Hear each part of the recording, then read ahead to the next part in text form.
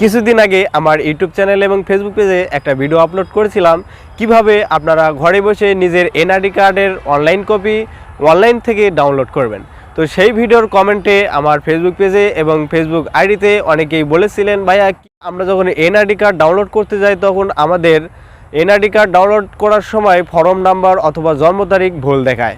তো এটার আসলে সলিউশনটা কি, অথবা কি করলে আমরা খুব সহজেই ঘরে বসে কোনো রকম হয়রানি ছাড়া এনআইডি কার্ডের অনলাইন কপি অনলাইন থেকে ডাউনলোড করতে পারবো।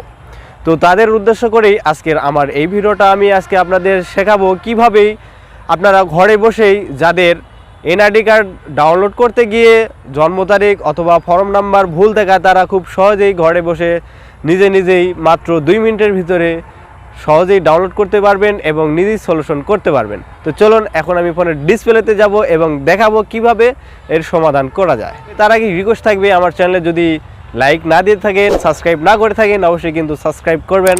তো চলুন কিভাবে সমাধান করা যায় সেটাই আমি আমার ফোনের ডিসপ্লেতে গিয়ে শেখাবো। তো আপনারা ফোনের ডায়াল প্যাডে আসবেন এবং ডায়াল প্যাডে আসার পরে আপনারা তুলবেন 105। আমি আবারও বলছি, আপনারা তুলবেন 105 এবং আপনার হাতে থাকা ফোনটি দ্বারা কল দিবেন। এবং এই নাম্বারে কল করতে কিন্তু আমাদের কোনো টাকা লাগবে না, ফ্রিতে আমরা এই নাম্বারে কথা বলতে পারবো। এবং এই নাম্বারটা কিন্তু বাংলাদেশ নির্বাচন কমিশনের একটা হেল্পলাইন নাম্বার। এই নাম্বারে সকাল 10টা থেকে মেবি রাত 8টা পর্যন্ত ফ্রিতে কথা বলা যায়। সো এই নাম্বারে কিন্তু আমরা কল করে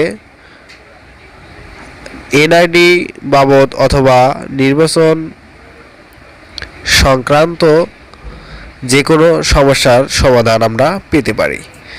তো আপনারা কিভাবে এর থেকে সমাধান পাবেন এটা কিন্তু এখানে ডায়াল করার পরে বলে দিবে। তারপরে আমি সংক্ষেপে কিছু উল্লেখ করছি, আপনারা একটু মনোযোগ দিয়ে শুনবেন।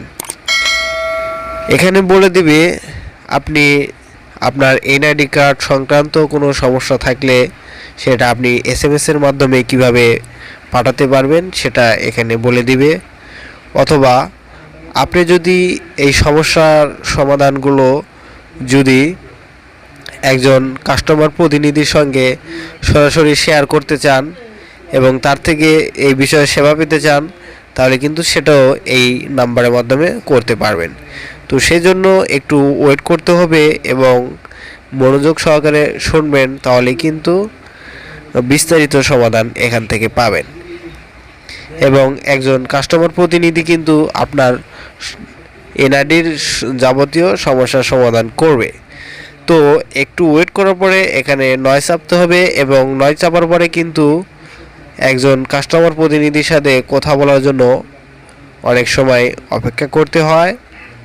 এখানে আপনি কত নাম্বার সিরিয়ালে থাকবেন সেই সিরিয়াল নাম্বার আপনাকে বলবে এবং সেই অনুযায়ী আপনাকে ওয়েট করতে হবে এবং ঠিক সেই সিরিয়াল নাম্বার অনুযায়ী আপনি যখন শেষ সীমান্তে পৌঁছাবেন তখন কিন্তু একজন কাস্টমার প্রতিনিধির সঙ্গে আপনি সরাসরি কথা বলতে পারবেন এবং ঘরে বসেই আপনার এনআইডি সংক্রান্ত যে কোনো সমস্যার সমাধান এখান থেকে নিতে পারবেন। তো আশা করি আমার কথাগুলো আপনারা খুব সহজেই বুঝতে পারছেন এবং তাও যদি না বুঝে থাকেন তাহলে আমাকে বলবেন। আমি এছাড়াও আরও কিছু টিপস রয়েছে, সেগুলোর মাধ্যমে আপনাদের সমস্যাগুলো সমাধান করে দেওয়ার চেষ্টা করব। ধন্যবাদ সবাইকে।